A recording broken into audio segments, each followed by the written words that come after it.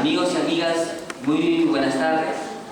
El tercio estudiantil de FDC 21 a todos ustedes les da la mayor y cordial bienvenida hoy en la tercera sesión del curso de especialización en Derecho Procesal Penal. El día de hoy el expositor va a ser un estimado y querido docente y amigo, el profesor Elder Miranda Burto, que enseña en pre y posgrado de la Villarreal y de Garcilaso. Antes de darle la palabra al doctor Miranda, quisiera aprovechar este espacio, ya que estamos reunidos con ustedes, para hacerle un anuncio muy importante, que nosotros como estudiantes vamos a ser favorecidos. Como se recordará, hubo una oportunidad que organizamos una conferencia de la carrera diplomática que anunciamos que el Consejo de Facultad aprobó la simplificación administrativa para obtener el grado académico de bachiller y el título profesional tanto como en abogado como en licenciado en ciencia política. Hoy ya podemos decir que eso ya es una realidad, que este trámite de reducción ya ha sido aprobado y ya está entrando en vigencia, y cuando todos nosotros terminemos nuestros 5 o 6 años de estudios podemos sacar en tiempo más reducido nuestros documentos. ¿Y en qué se basa esta reducción administrativa que fue aprobada en el Consejo de Facultad y ya ha sido ratificado en el rectorado? De esta manera muy sencilla que les voy a explicar.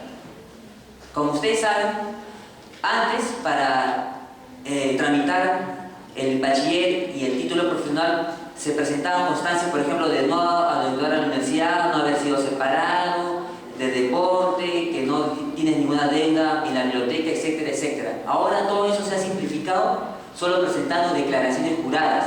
Con estas declaraciones juradas nosotros estamos, como facultad, ahorrando todo el trámite interno, queda engorroso, porque todos los que tenemos memoria en esta facultad sabemos muy bien que en la anterior gestión de 2007 a 2010 era muy difícil obtenerse los grados académicos, y nosotros, como tercio estudiantil, fuimos testigos de cuántos casos que demoraron hasta 3 años para sacar un grado de bachiller, al grado de que hubo un egresado que denunció a la facultad con todo derecho, ya que no se puede permitir el atropello del egresado que para sacar su grado de académico de bachiller o título profesional demore más de 30 meses. Es un atropello que nosotros no lo íbamos a permitir nunca más. Entonces, comunicarles oficialmente esta aprobación. Ya en la noche vamos a también publicarlo en el Facebook para que sea de amplio conocimiento de todos ustedes, y cuando ya llegue el momento oportuno de sacar nuestros grados académicos podamos presentar las 10 declaraciones juradas que han sido aprobadas. Sin más palabras, les pido un fuerte aplauso a la exposición del día de hoy del profesor Elder Miranda Burto. Muchas gracias.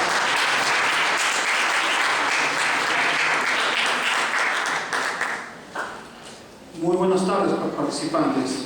Agradezco a las autoridades y en especial a Pilar, que han tenido la deferencia de invitarme a este humilde profesor que está acá. Vamos a ver sobre el tema que voy a ver sobre la acción penal. Y cuando me llamó Joseph para ver el tema de la acción penal, yo dije, bien, es un tema muy interesante y muy bonito que vamos a... Porque muchas veces ese tema no se toca en las conferencias porque no le dan la importancia que sí se le debe dar. Porque ustedes ya conocen perfectamente, ¿no?, cómo se inicia un delito. Con la tipicidad, con la antigüedad y la culpabilidad, sí, pero falta algo muy importante, pues es la acción. ¿Cómo es la acción? La acción, ustedes conocen muy bien, participante, puede ser dolosa o puede ser culposa, definitivamente. Nosotros cuando realizamos algún tipo de acción, tiene un fin. ¿Ustedes por qué están acá? ¿Cuál es el fin? Enriquecerse académicamente, independientemente que puede ser, es un tema extracurricular o no. ¿Por qué ustedes van a un determinado profesor a escuchar su clase? Porque tienen un fin ustedes, definitivamente. Puede ser doloso o puede ser culposo. Sí, doctor, pero las acciones también pueden ser comisivas o también pueden ser omisivas. Definitivamente. Hace poco hemos visto nosotros de este muchacho que ha muerto en 29 pedazos. Increíble, ¿no? 29, ha sido dividido en 29 partes, ¿no? El sujeto activo ha tenido una acción, definitivamente, matar a esta persona. Os recuerdo mucho, ¿no?, este caso de esta bailarina que empezó a decir que la había golpeado. Y muchos decían, ¿no? El famoso examen médico, ¿no? No llegaba a 30. ¿Qué delito era? Lesiones. Imagínate, ¿no? O sea, no ha tenido la final. Inclusive otros abogados, que espero que no sean de la vía real, decían que efectivamente era culposo. Absurdo, ¿no? Y ahí nosotros tenemos que ver la acción.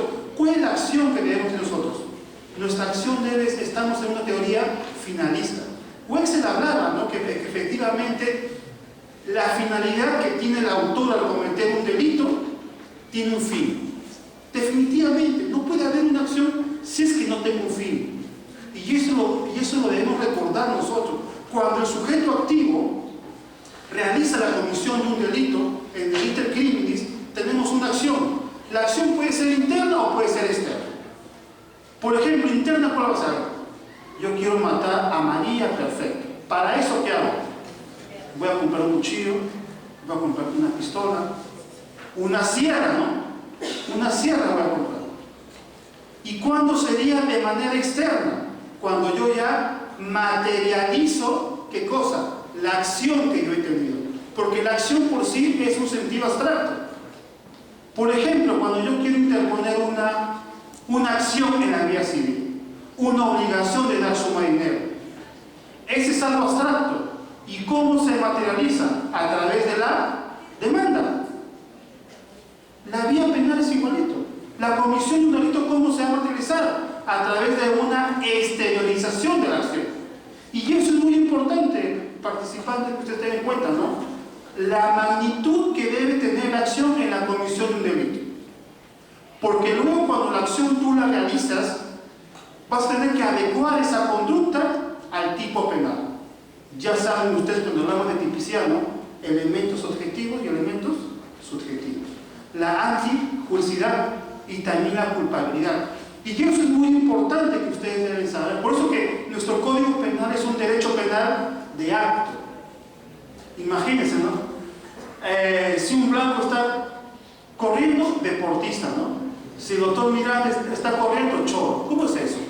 No, definitivamente es así. O sea, no calificamos al sujeto, calificamos al acto en sí mismo. O sea, al acto, o sea, es un derecho penal de acto. Y eso es muy importante, ¿no?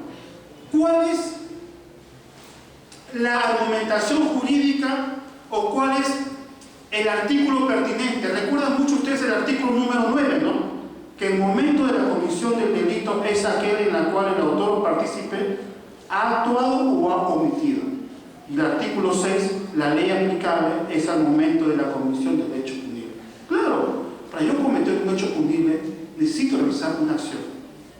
Pero ¿cuándo se toma en cuenta la acción? Al momento de la comisión del hecho punible. Lo que son mis alumnos saben que hablamos de tempus reis actum y tempus commissi delicti. Tempus commissi delicti, ¿no? Tiempo de la comisión del delito. Cuando yo realizo un acto el día de hoy, 21 de agosto, siendo aproximadamente la 3:05, a partir de ese momento se me va a tomar en cuenta para la prescripción de la acción penal, que lo vamos a ver más adelante. Nunca se olviden, tempus commissi delicti, tiempo de la comisión de delito. Es decir, a mí, el día que me detenga para computar o el día de la acción penal para el tema de la prescripción, se va a comenzar desde el momento que yo cometí el delito. No se va a computar desde el momento que a mí me sentencia. Eso ténganlo muy en cuenta. Y tempus reis actum. El tiempo, el acto procesal empieza a comenzar desde el momento del día siguiente de su publicación. Y eso es muy importante que ustedes tengan en cuenta, ¿no? Tempus reis actum y tempus commissi delicti. Pero ojo, nunca se olviden ustedes, artículo 103 de la Constitución. La norma empieza a publicarse desde el día siguiente de su vigencia, ¿no? Al día siguiente. Pero en materia penal, sea retroactiva siempre y cuando lo favorezca.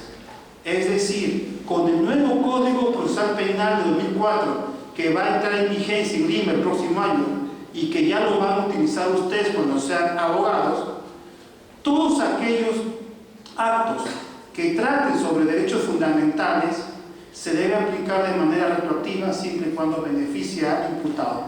Por ejemplo,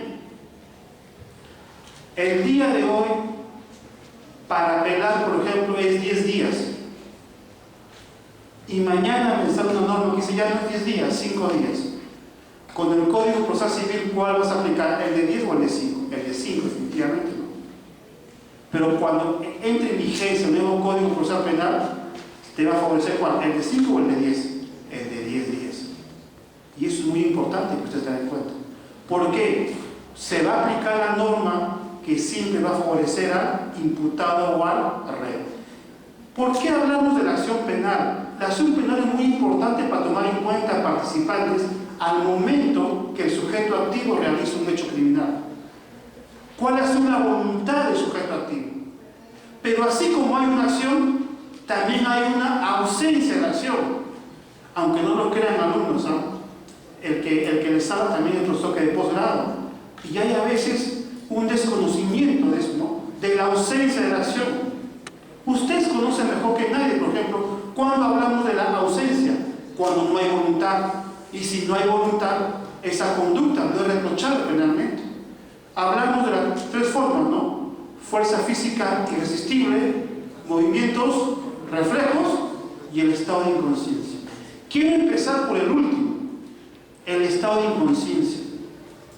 Por ejemplo, vemos un ejemplo, la embriaguez letárgica, ¿no? ¿Qué sucede ahí, no? Cuando yo hago la pregunta, tanto en pre y posgrado, digo, cuando el sujeto activo está así, ebrio, como decían en mi tiempo, ¿no? Aserrín, es lo último que se recoge ya de los centros, de las discotecas, y comete un delito, ¿qué me dice la gran mayoría? No puedo, doctor, es un eximente, no, estaba borracho, no sabía lo que hacía. Le pega a su enamorada, a su esposa, la golpea, y va a la policía, lo denuncia, no, pues señor policía, porque yo estaba ebrio, cuando yo estaba ebrio, no sabía lo que hacía. O sea, pasas el 0.5 si tú obviamente estás manejando un vehículo particular y 0.25 si es transporte público, es decir, un transportista se come 2 caramelos que tiene esta cosa de ron, alcohólico, ya fuiste. Eso es muy importante. ¿Qué pasa, por ejemplo, alumnos, si yo, por ejemplo, estoy en una ebriedad letárgica, más de 1.5, por ejemplo, y mato a una persona? Y muchos doctores, que es un eximente, ¿no? Y todavía lo utilizan, el artículo 20 del Código Penal, numeral 6, si no me equivoco. Como está en una embriaguez, es un eximente. Falso. ¿Usted recuerda en el caso de esta Romina, cuando hablaba, no me acuerdo cómo apoderaba, no me acuerdo cómo se llama ya, apoderado Chucky, que se llama, por ejemplo, el que decía, ¿no? Yo no lo quise matar, o sea, perdón, yo no quise disparar a esta Romina. Yo estaba, ¿qué es cosa? Estaba drogado. ¿Y en qué parte del código dice que está drogado? Es un eximente de responsabilidad. No es eso. Si usted se va al artículo 111 del Código Penal, si tú estás en estado etílico, ¿es una atenuante o es una agravante? Es una agravante. Pero todo, ¿cómo se refiere? El Código Penal que dice efectivamente es una, en este caso, como un atenuante, ¿cuando qué? Cuando sea una fuerza externa. Pero si yo voy a tomar, voy a libar licor, o me voy a drogar para cometer un delito, eso no es un eximente. Sin ir muy lejos, por ejemplo, yo cuando tenía su edad, porque yo soy mucho mayor que ustedes, cuando yo estaba ebrio, pues, las últimas veces, ¿verdad? ¿Qué hacía yo? Me iba a la casa de mi enamorada, definitivamente. Tomaba taxi yo. A veces vivo, ¿no? No quería pagar el taxi. ¿Y cómo yo me daba cuenta? Si yo estaba ebrio. Y cuando yo estaba frente a su ventana y sabía que su papá era policía, ¿acaso yo agarraba la piedra más grande? ¿Qué hacía yo? Agarraba la piedra más chiquita todavía. Dentro de mí, entre comillas, tiraba todavía así, para que no escuchara, o sea, para escuchar papá, escuchar ahí. Y ella sabía. ¿Y qué hacía yo? Me trepaba todavía sobre sus narices. Yo sí estaba consciente. No utilicemos eso para el derecho penal, para cometer un delito y decir luego que soy consciente. Por eso que tengan mucho, ahí hablamos nosotros del aberratio ictus, ¿no? No sé si conocen ustedes, efectivamente. Eso es muy importante que ustedes tengan en cuenta, ¿no? Que cuando hablamos nosotros de la ausencia, ojo, de la ausencia de la acción, hablamos en determinados casos. Por ejemplo, en el estado de inconsciencia, no debe ser producida por el autor, tiene que ser por una fuerza externa. Y eso es muy importante. Profesor, y la fuerza física irresistible, ¿no? Tiene que ser una fuerza física irresistible externa que haga posible, ¿qué cosa? De doblegar tu resistencia de poder repeler el ataque. Por ejemplo, ahorita que no sea, estamos hablando de una hipótesis, de algo imaginativo, que hay un terremoto. ¿Qué es lo que tienen que hacer ustedes? Primero las personas de mayor edad, luego las damas y luego los varones. Y si hay niños, tienen que salir juntos con la persona. ¿Pero qué hacemos? Todo lo contrario. Primero salen los varones y corriendo todavía salen los varones. Al último salen las mujeres poniendo calma, paz. Pero una dama está embarazada y yo le empujo bajando al primer piso, pierde al bebé. Acá estamos ante una ausencia de la acción. ¿Por qué? Porque las circunstancias que se han dado así por fuerza externa. Y eso es muy importante para que ustedes siempre tengan en cuenta. Entonces, cuando hablamos nosotros de la ausencia de la acción, hablamos de supuestos, es decir, que no hay voluntad, no hay dominio. El dominio sobre mi capacidad no lo tengo yo, sino lo tienen definitivamente fuerzas externas o actos externos. Allí hablamos del actio libera in causa. Entonces, cuando ya hemos tenido muy claro nosotros el tema de la acción, ahora vamos a ver el tema que es muy discutible hoy en día, ¿no? La prescripción de la acción penal. Así como tengo una acción, también hay una prescripción de la acción penal. Y eso está regulado en el artículo 80 y 83 del Código Penal, cuando habla definitivamente de los supuestos. Y cuando hablamos de supuestos de la prescripción ordinaria y de la prescripción extraordinaria. Cuando hablamos de la prescripción ordinaria, el máximo de la pena. Y de la prescripción extraordinaria, el máximo de la pena más el 50%. Pero en la parte final dice, ¿no? Pero cuando se afecte el patrimonio del Estado, la prescripción se duplica. Yo hacía una pregunta. Yo soy, por ejemplo, un policía, un funcionario público, y quiero falsificar mi DNI, falsifico. Ustedes saben que los delitos contra la fe pública, el agravio es el Estado. Pero yo soy funcionario público, falsifico mi DNI. ¿La prescripción se duplicaría o no? Por supuesto que no. Porque no te está hablando, mucho cuidado participantes, que el agraviado sea el Estado, sino que tú hayas perjudicado el patrimonio del Estado. Allí no se aplica la duplicidad de la prescripción de la acción penal. Para que la prescripción se duplique, necesariamente tiene que haber un agravio al patrimonio del Estado. ¿En qué delitos habría agravio? Por ejemplo, peculado, enriquecimiento ilícito, malversación de fondos, etc. Y eso es lo que ustedes tienen que delimitar, inclusive cuando hablamos de la prescripción de la acción penal. Hablamos de una prescripción ordinaria y de una prescripción extraordinaria. Pero se va a duplicar cuando se agrave el patrimonio del Estado. Y eso debe estar muy presente en todos ustedes. Y cuando hablamos de la prescripción, ¿no? El artículo 139, numeral 13, ¿no? Que nos habla, ¿qué cosa? De la naturaleza constitucional que tiene la prescripción. Pero doctor, yo recuerdo mucho con el nuevo Código Procesal Penal nos dice el artículo 339 numeral 1, 339, numeral 1, dice que la formalización de la investigación preparatoria suspende la prescripción de la acción penal. Suspende. O sea, ¿qué cosa quiere decir? Que yo puedo estar investigado 10, 15 años y ahí vamos a entrar en cuenta el plazo razonable. Lo que justamente yo comentaba hace un momento con algunos alumnos antes de ingresar. La acción penal es muy importante, doctores. Y el nuevo Código Procesal Penal nos trae nuevas innovaciones. No es un cambio de mentalidad, no es un cambio de código, perdón, es un cambio de mentalidad. Y eso tiene que ver mucho con la ausencia y con la contumacia. Por ejemplo, tengan muy en cuenta el artículo 396.1 del nuevo Código Procesal Penal. ¿Qué dice?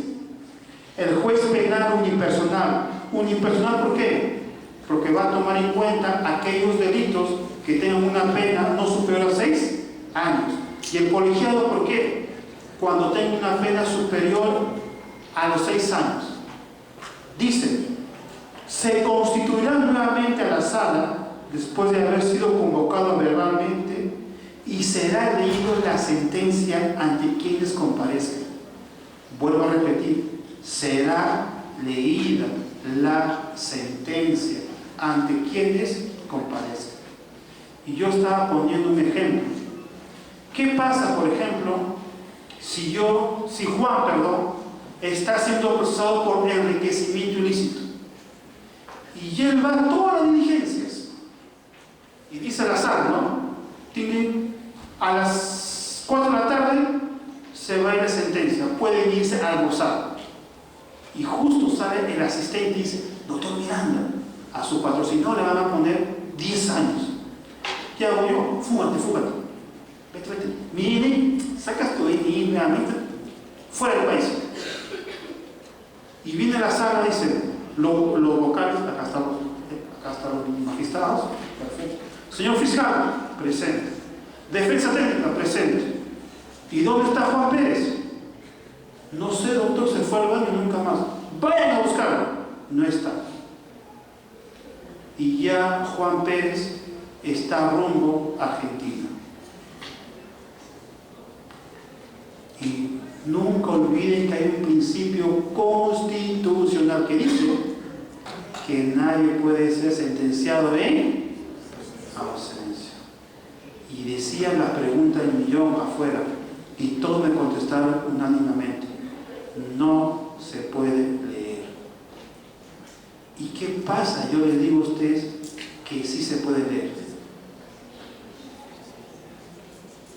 Esta es una innovación que trae el nuevo Código Procesal Penal. Hay que diferenciar ausente y contumaz. ¿Qué es el contumaz? Es aquel que tiene conocimiento del proceso, pero que no se pone a derecho. En cambio, el ausente es aquel que no tiene conocimiento de la acción de la persecución penal. ¿Qué pasó en este caso concreto?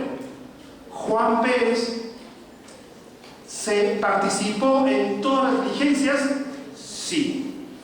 ¿A qué diligencia faltó? Solamente a la lectura de sentencia. ¿Qué es lo que pasaba antes, participantes? Era política. ¿Qué era política? De malos abogados decían, bueno, si te van a poner más de 4 años, te vas, quebramos el juicio oral y nuevo juicio oral. Vamos a ir a la otra sala que tengo conocidos. Ahora ya no. Si la persona ha participado en todas las etapas del proceso del juicio oral, ha ido su declaración, ha confrontado, ha participado en testimoniales, ha habido contradictorio, etc. Y no va a la última audiencia, la sala va a dictar sentencia.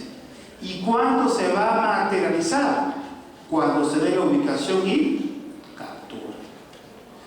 Pero si el acusado nunca ha ido a ninguna diligencia, obviamente que a él no se le va a poder dictar sentencia. ¿Por qué? Porque no ha ejercido su derecho de defensa. cuando dice la norma, dice al ausente. ¿Y Juan Pérez es ausente? No, es contumaz.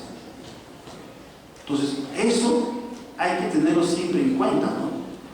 Cuando hablamos nosotros de la prescripción de la acción penal, tenemos que tener en cuenta también todos estos conocimientos, parámetros procesales y también parámetros constitucionales. Y eso es muy importante, ¿no? Por ejemplo, para el contumaz, tiene ciertos requisitos para poder computar la prescripción de la acción penal. Primero debemos ver nosotros si es ausente, si es contumaz. Cuando hablamos de contumaz, hablamos de ciertos requisitos. Por ejemplo, se tiene que haber sido notificado válidamente en su domicilio, real y procesal. Tiene que existir un auto del juez definitivamente que diga, en este caso concreto, que estamos ante una ausencia o ante una contumacia, ¿no? Y que persista, ¿qué cosa? Que el imputado no debe recurrir o eluda la acción penal. Doctor, quiero que me haga una diferencia sustancial entre suspensión e interrupción. Claro, por ejemplo, eso lo vemos en el artículo 83. ¿Qué dice? Cuando hablamos del artículo 83, habla que el plazo se interrumpe por las actuaciones del Ministerio Público o de las autoridades judiciales. Y doctor, ¿y la suspensión cuándo es? Cuando dependa de cualquier otra cuestión en otro procedimiento. Al toque simplemente Fujimori. Fujimori cuando estaba en Japón y no se puso a derecho. Interrupción, en este caso concreto, o hablamos de suspensión. Suspensión.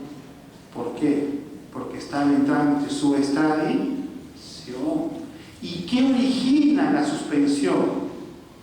Que los plazos no van a correr. Y si los plazos no corren, la prescripción de la acción penal no va a realizarse, en este caso computarse, sino hasta que se ponga a derecho. ¿Cuál es la finalidad, por ejemplo? Yo creo que pasó últimamente en el caso Schul, ¿no? Ahí tiene usted la lectura, ¿no? Schul la iba a hacer líquida. Él está del año 2001 en Suiza. Pero ustedes ya saben que no se puede, pues, expulsar a los nacionales. Nuestro Código Penal habla de la repatriación y de la expulsión. ¿Qué dijo él? Existe una suspensión desde el año 2001. Ha pasado 11 años. Y una suspensión no puede estar de manera indefinida. Yo debo ser juzgado dentro de un plazo razonable. ¿Qué sucedió, doctores? ¿Qué sucedió, alumnos? En este caso concreto, los doctores Álvarez Miranda, Mesia Ramírez y Yoto Cruz decía efectivamente que se declare fundada el habeas corpus, que ya había pasado de manera 11 años y se había vulnerado el plazo razonable. Pero ¿qué hizo el doctor Urbiola Ani, Mumón Gallegos y Vergara Botelho? Dijo no improcedente. Y no se percataron porque no habían hecho resolución, pues. 3 declaradas fundadas y 3 improcedentes. Y se había publicado ya en la página del TC y todos pensaban que se había declarado fundada. Hasta que la parte se dijo, un momentito, no han hecho resolución. Y vino el vocal dirimente, que es el doctor Calle Jaime, alumno de acá, y tenía que ser de la Villarreal definitivamente, ¿no? Y que dijo él, confirmó definitivamente la improcedencia. Y eso nos da mucho gusto. ¿Por qué? Porque se estaba haciendo justicia definitivamente, ¿no? Porque cómo se iba a una persona que todos saben que tiene su video y que se había cometido un delito, pueda prescribirlo. Yo cuando digo en mi artículo, digo que efectivamente fue una posición que definitivamente estaba acorde con los parámetros de la política criminal, para que usted vea qué importante es la acción penal, sobre todo para la prescripción, ¿no? Para ver el tema si el delito prescribió o no prescribió. Y eso es muy importante cuando nosotros vemos el tema de la acción penal, ¿no? Y eso lo podemos ver inclusive en el artículo 83 y en el artículo 84, ¿no? Hay que diferenciar cuando hablamos de la interrupción y cuando hablamos de la suspensión. Y nosotros debemos tomar en cuenta, alumnos, que para lo más importante es evitar impunidad, ¿no? Utilizar este mecanismo, porque en el ámbito procesal penal, la prescripción, ¿qué cosa es? Es un mecanismo técnico de defensa y que lo utilizamos en cualquier etapa del proceso, tanto a nivel de la investigación preparatoria, tanto en etapa intermedia y tanto a nivel del juicio oral. Y hay una gran problemática que existe hoy en día. La ley 26641, ¿no? Nos dice que efectivamente esta ley, que la suspensión, en este caso concreto, suspende la prescripción. Pero doctor, ¿qué hacemos con el artículo 339, numeral 1, que nos dice que la formalización de la investigación preparatoria suspende la prescripción? ¿Y qué es lo que hacemos nosotros con el plazo razonable? El plazo razonable, doctor, alumnos, tiene que analizarse en cada caso concreto.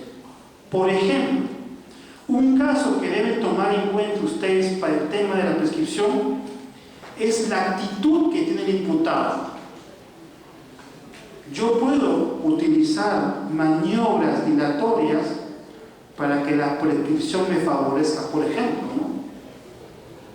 Con respecto a la prisión preventiva, el nuevo modelo que dice, yo como abogado puedo pedir el cese de prisión preventiva las veces que sea necesario. Bueno, pues como yo quiero que la prescripción me favorezca, interpongo varias veces cese de prisión preventiva. O recurso al juez varias veces. Entonces, allí el juez, ¿qué es lo que debe tomar en cuenta? Estas acciones dilatorias no pueden computarse para plazo de la prescripción, porque son maniobras dilatorias, maniobras que los abogados debemos utilizarla de acuerdo a los parámetros legales. Si yo sé que hay nuevos indicios que hagan variar la situación jurídica del imputado, voy a pedir ese de la prisión preventiva. Pero si no se actuó nada, ¿qué voy a pedir? Entonces, eso es un argumento definitivamente dilatorio. Otro argumento que no se debe tomar en cuenta es el tema de la extradición, ¿no? El caso Crucillá, por ejemplo, estuvo más o menos en Argentina, usted va a corregir si la memoria no me falla, entre 2 a 3 años. Cuando lo trajeron a Lima, al toque de presunto, exceso de carcelería, porque ya había pasado el tiempo, 9, 18 meses, 3 años son 36 meses, más estaba acá en Lima 6 meses y estaba 42 meses. Pero ¿qué dijo la sala? Muy sabia, me dijo, un momentito, los años que has estado en Argentina no pueden tomarse como plazo para la prisión preventiva y tampoco como plazo para la prescripción de la acción penal, porque es una maniobra dilatoria. Y eso es muy importante. Ahora, si el Estado se demora en agilizar el proceso penal, eso ya no es imputable al autor. Eso sí me beneficia a mí para poder computar el plazo de la prescripción. Y miren, doctores, miren, alumnos, miren, participantes, la importancia que es la prescripción. Porque cuando nosotros somos alumnos investigadores, leemos, no solamente se van a satisfacer ustedes con lo que le enseña el docente, sino que aparte corroboran con otras bibliografías, con otros diplomados, están presentes ustedes en esta conferencia que hace la universidad, se pueden dar cuenta que el tema de la prescripción hoy en día se ha desnaturalizado. ¿Por qué? Por ejemplo, vemos en el caso Jeffrey Yemet y otros. ¿Qué dijo el TC? Se suspende la orden de captura porque en este caso se había excedido el plazo de la investigación. En otro caso, por ejemplo, el caso de Abanto Verástegui, ha dicho, ¿no? Como la acción penal, el plazo de la prescripción ha sido más de 2 años, se archivó la denuncia. En otro caso, Mosquera Izquierdo dijo, no, si bien es cierto la acción penal se está llevando, ha vulnerado el plazo razonable, pero mejor yo voy a la sala que se pronuncie inmediatamente. Pero el caso paradigmático definitivo es el caso Chacón Málaga, ¿no? Una persona que estaba siendo investigado 9 años y que la defensa nunca dijo que se archive, sencillamente dijo que se cae nula ciertas resoluciones. ¿Qué hizo el TC? Archivó la denuncia, el proceso, perdón. ¿Por qué? Porque la acción penal que estaba contra él ya había vulnerado el plazo razonable. Y si había vulnerado el plazo razonable, se había archivado. Tenía 9 años y un par de meses. Y agarró Zarzambo y dijo, acá yo la hago, dijo. Si a Chacón, que tiene 9 años y 2 meses, le han archivado el proceso, y yo que tengo 8 años y tenía como 7, 8 meses, también la voy a hacer. Presentó sus fondos. ¿Y que dijo el TC? Un momentito, no. A ti no te voy a archivar. Le voy a dar plazo a la sala, 60 días, para que resuelva tu situación jurídica. Increíble, ¿no? O sea, a uno sí le archiva y a otro no. Y eso hay que tomar en cuenta nosotros, ¿no? A veces no podemos permitir que la justicia se trate de manera desigual, ¿no? La acción penal tiene que aplicarse a todos de manera uniforme y de manera igual en este caso concreto. Y es por eso que nosotros también debemos tomar en cuenta lo que se ha pronunciado el TC, ¿no? En el caso Benedito Jiménez Vaca. Usted ya lo conoce en el personaje público. ¿Qué ha dicho? El tribunal ha mantenido su posición señalando que en el caso de mantener vigente la acción penal ad infinitum resultaría vulneratorio al derecho al plazo razonable y en tal sentido sería inconstitucional. Entonces, alumnos, esta sentencia de Benedito Jiménez, cuando lleven ustedes el caso del procesal penal, van a decir, ¿cuál voy a preferir? Esta sentencia del TC de Benedito Jiménez que dice que una persona no puede ser investigada de manera indefinida porque esto sería inconstitucional, o lo que dice el nuevo Código Procesal Penal en el artículo 339, número 1, que dice que una vez formalizada la investigación preparatoria suspende la prescripción de la acción penal. ¿Con cuál se quedan, alumnos? Con Jiménez Vaca, que dice que una persona no puede ser investigada o que la acción penal no puede ser de manera indefinida, o con lo que dice el artículo 339.1 del nuevo Código Procesal Penal, que dice la formalización de la investigación preparatoria suspende el curso de la prescripción de la acción penal. Pregunta para que investiguen y lo vamos a dialogar. Miren, cómo a veces que nuestros operadores de justicia, en vez de buscar una uniformidad, lo que están creando muchas veces en el tema de la prescripción de la acción penal, que es materia de teoría de disposición, no es tan fácil como pensaba. Y no solamente eso, ¿no? Hay un acuerdo plenario, el 05 del 2006, ¿no? Que también habla. También hay un acuerdo plenario, el 1 del 2010, donde nos dice efectivamente la Corte Suprema que nos dice. Si bien es cierto que el artículo 339 suspende, pero esto no puede ser de manera indefinida porque vulneraría el plazo razonable. Miren cómo la jurisprudencia, que es una fuente secundaria hoy en día, se está convirtiendo muchas veces ¿en qué? En sustituto de la norma penal. Sigue muy lejos, ¿no? En el año 2007, ¿qué decían, no? Porque saben que la violación de menor de 18 años son penas graves. ¿Qué dijo en 2007? No, si es entre 16 y 18 años y hay consentimiento de la víctima, no es delito. En el 2008, ¿qué dijo? No, ya no 16 ni 18, ahora es de 14. Más de 14 y menos 18. Si hay consentimiento de la víctima, no hay delito. O mejor dicho, no es reprochable penalmente.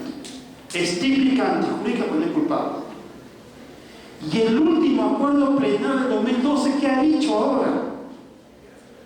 Por mayoría, algo sorprendente, ¿no?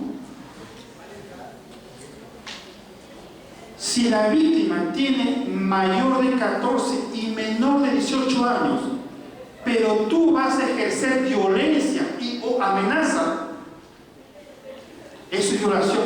Sí, pero te vas a ir al tipo base. Algo absurdo, definitivamente. Es decir, yo ahorita me gusta una chica de 14, menos 8 años, ella no quiere mantener una intimidad conmigo, yo la obligo, no me voy a la forma agravada, al tipo base. Mientras nuestros congresistas están peleando en promulgar para que eso no sea definitivamente delito. El cardenal está que se pelea con la Iglesia Católica, Evangélica, definitivamente, está que se pelea. Y lo que no sabe es que la jurisprudencia ya ha dicho que eso no constituye que delito. O mejor dicho, que no es reprochable penalmente. Ojo, cuando yo hablo de la retroactividad, hablo de la retroactividad en materia penal. Estos acuerdos penales no se pueden aplicar de manera retroactiva. Solamente se aplica de manera retroactiva, ¿qué cosa? La ley penal. No se aplica retroactivamente la jurisprudencia. Tengan en cuenta eso, ¿eh? Porque si en el mes de mayo una persona violó, o sea, contra su voluntad, a una de 16 años, le han puesto 25 años, y esta ya tiene sentencia consentida, ejecutorial, y este acuerdo penal recién ha salido en el mes de julio, no le voy a aplicar de manera retroactiva, porque solamente se aplica de manera retroactiva la ley y no la jurisprudencia. Y es por eso que, y ahí sí se aplicaría en la acción penal, ¿no? Miren cuál es la voluntad del sujeto activo en este caso. Puesto que la acción penal hoy en día tiene una relevancia muy importante, no solo en el derecho penal sustantivo, también en el procesal. ¿Y para qué tema? Para el tema de la prescripción, definitivamente. Porque el tema de la prescripción de la acción penal es algo que debemos tomar en cuenta. Por ejemplo, en los delitos de lesa humanidad, ahí sí, por cuestión de política criminal, no se puede hablar de la prescripción, porque son delitos imprescriptibles. Hay un proyecto de ley que está proponiendo que los delitos contra la administración pública también sean imprescriptibles. Yo tenía un alumno en una universidad que me decía: doctor, los que cometen delitos contra la administración pública deben tener pena de muerte. Saben que la pena de muerte es algo inviable, ¿no? Es algo inviable. Este es un tema muy importante que lo debería seguir investigando más, sobre todo por el tema que hoy en día vemos que la acción penal tiene una gran importancia. ¿Por qué? Porque nuestro Código Penal tiene un fin o tiene una finalidad, ¿no? Estamos sujetos a la teoría finalista, ¿no? Porque cuando el sujeto activo comete un delito, definitivamente hay una voluntad. y esa voluntad se manifiesta a través de una acción, y eso es muy importante. No se olviden, alumnos, que el tema de la prescripción hay que tomar en cuenta también cuando es una tentativa, cuando es un delito instantáneo, cuando es un delito continuado y cuando es un delito permanente. Siempre tienen que identificar ustedes la clasificación del delito. ¿Desde cuándo voy a computar la prescripción? Para terminar, por ejemplo, hace un momento yo decía mi documento de identidad, mi carnet metropolitano, me debo pasar, este es mi DNI. Falsifico mi DNI, pero lo tengo yo, mi DNI, guardado bajo mi colchón durante 10 años. 10 años. Falsifiqué en el 2012, y recién en el 2012 yo lo voy a utilizar para presentar una demanda. ¿Desde cuándo empiezo a computar? ¿Desde el día que yo falsifiqué mi DNI 2002 o desde el 2012? Desde el 2012. Empiezo a computar desde el momento que yo utilizo el documento y lo voy a ingresar al tráfico jurídico. No desde 2002, por favor. Porque si bien es cierto, se cometió en este caso, pero no tuvo sus efectos penales. Durante esos 10 años no se puede computar porque no ingresó al tráfico jurídico, es decir, no se ocasionó un perjuicio económico. Y eso es muy importante. Bueno, alumnos, ahora estoy yendo.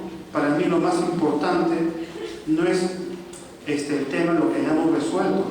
Definitivamente es importante, ¿no? Sus preguntas de ustedes. A ver, quiero compartir un diálogo con 4 o 5 alumnos, a ver, que me pregunten sobre la acción penal. Acá hay una alumna que ya va a preguntar, definitivamente lo que me hizo la pregunta afuera, pero que lo va a hacer acá presente, delante de todos, para hablar de la acción penal. Muchas gracias por su participación, de todos ustedes. Para mí es un honor estar acá. Y ahora estoy llano a responder su pregunta, que es la parte más importante de esta conferencia. Muchas gracias.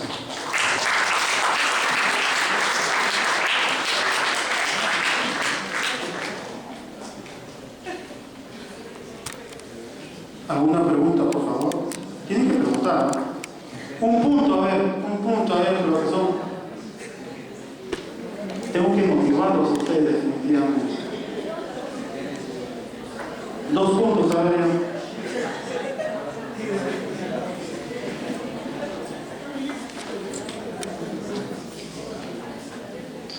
Cuando hablamos de la acción penal, hablamos que la acción penal puede ser pública o privada, ¿no? Pública, por ejemplo, cuando va delitos contra la habitación pública, por ejemplo. Y privada, cuando es, por ejemplo, ¿no? Delitos contra el honor, la injuria, calumnia, difamación, etcétera, ¿no? Hay pública y privada. En la pública participa el Ministerio Público, ¿no? En la privada no lo participa. ¿Ninguna pregunta? Dígame. Actualmente hay un dispositivo vigente que indique, igual que el artículo 339 del nuevo Código Procesal Penal, que se prescribe o que se suspende la prescripción de la acción penal. Muy buena pregunta. Por ejemplo, le doy un caso. La prensa ha sacado hace unos días una abogada que trabajaba, me parece, en la Procuraduría del Estado de una entidad, que golpeó a unos policías en una comisaría.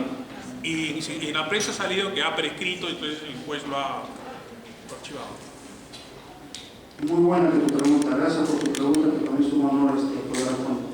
No, el Código del 40 no hace esa tipificación como si lo hace el nuevo Código Procesal Penal.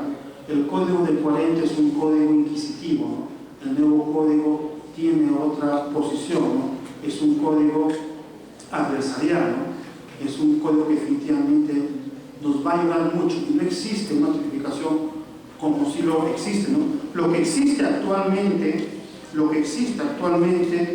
es que nos habla en el tema de la prescripción es la ley 26641. 26641 es la que nos habla sobre el tema de la suspensión de la prescripción. El nuevo Código Procesal Penal, inclusive en el artículo 79, nos habla cómo hay que declarar a un presunto imputado cuando es contumaz.